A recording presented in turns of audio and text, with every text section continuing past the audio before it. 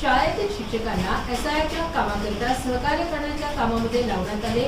याबाबत आमचे काही म्हणणे नसून सर्व शिक्षकांना या कामामध्ये गुंतविण्यात आल्याने हे आंदोलन करण्यात आले।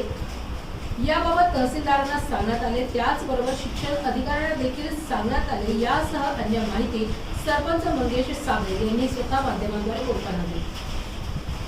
तुम्ही आंदोलन केलं, आंदोलनाची मागणी काय होती आणि त्याच्यानंतर ही कारवाई झाली, त्याच्याबद्दल तुमचं काय म्हणणं?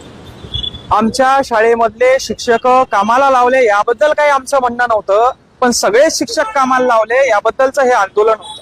बरं, असंही नाही की तहसीलदारांना सांगितलं नाही, असंही नाही नाईब तहसीलदारांना सांगितलं नाही, असंही नाही शिक्षण अधिकाऱ्यांना सांगितलं नाही, पण तुम्ही सगळेच जर का बहिरे होऊन बसला असाल तर आवाज आमचा कुठतरी आम्हाला वाढवावा लागेल। आणि तुम्हाला एकच सांगायचंय, सगळेजण अन्याय सहन करणार नाही, कुणाला तरी समोर यावं लागेल, कुणाला तरी आवाज उचलावा लागेल, या सिस्टमच्या विरोधात आवाज उचलावा लागेल। आज जन्माच्या प्रमाणपत्रापासून तर मृत्यूच्या प्रमाणपत्रापर्यंत भ्रष्टाचार बोकाळलाय।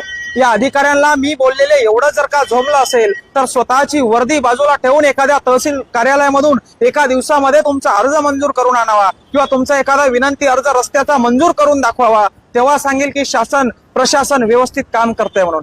तुम्ही व्यवस्थित काम करताय, तुमच्यावर कामाचा लोड आहे, याबद्दल आमचं काहीच म्हणणं नाही, पण तुम्ही आमच्यासाठी आहात, आमचं म्हणणं तुम्ही ऐकून घ्यावं, त्याच्यावर प्रश्न या ठिकाणी तुम्ही मार्गी लावात, यासाठीचा हा उद्रेक होता। आणि तुम्हाला जर का असं वाटत असेल की मंगेश साबळेवर गुन्हे दाखल केले, मंगेश साबळेला तुरुंगात टाकलं आणि आता मंगेश साबळे शांत बसेल, गोळ्या जरी झाडल्या तरी हा साबळे शांत बसणार नाही। शेतकऱ्यांसाठी, गोरगरीब कष्टकरी बांधवांसाठी या ठिकाणी उठलेला हा आवाज आहे।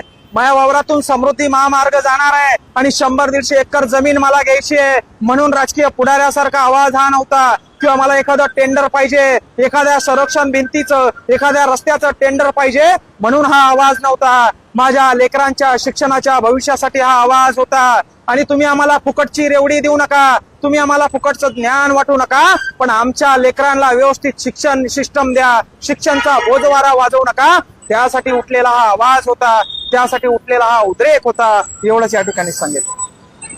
नक्कीच राजकीय षड्यंत्राच्या माध्यमातून आमच्यावर गुन्हे दाखल करण्यात आले, आमचा आवाज दाबण्याचा प्रयत्न करण्यात आला, पण त्या राजकारण्यांना मी सांगू इच्छितो, साबळे हा तुमच्या 4 दिवसाच्या तुरुंगानं किंवा 4 दिवसाच्या हर्सुलच्या जेलनं दबणारा नाहीये। अरे एवढा भ्रष्टाचार आज या महाराष्ट्रामध्ये बोकाळलाय, याच्यावर साबळे आवाज उचलणार आहे। आज हर्सुलचं तुरुंग सोडलं, हर्सुलचे या ठिकाणी पोलीस अधिकारी सोडले, तर बाकीकडं सगळीकडं भ्रष्टाचार या ठिकाणी बोकाळले। म्हणजे जेलात प्रशासन चांगलं सुरू आहे, जिथं कैदी असतात तिथं प्रशासन चांगलं सुरू आहे, मात्र बाहेर जिथं सामान्याचे काम व्हायला पाहिजे तिथं टेबलाखालून पैसे द्यावं लागतायत, टेबलाखालून भ्रष्टाचार सुरू आहे। आणि त्याच्या विरोधात जर का कोणी आवाज उचलणार असाल आणि तुम्हाला वाटत असेल तुम्ही तो आवाज दाबणार असाल तर ही जनता शांत बसणार नाही, आमच्यासारखे तरुण शांत बसणार नाही। आणि आम्ही ही खुणगाड बांधून हा आवाज उचललेला आहे। तुम्हाला वाटत असेल 4-2 दिवसाच्या तुरुंगवासानं तुम्ही आमचा आवाज दाबणार तर विसरून जा, शेवटच्या श्वासापर्यंत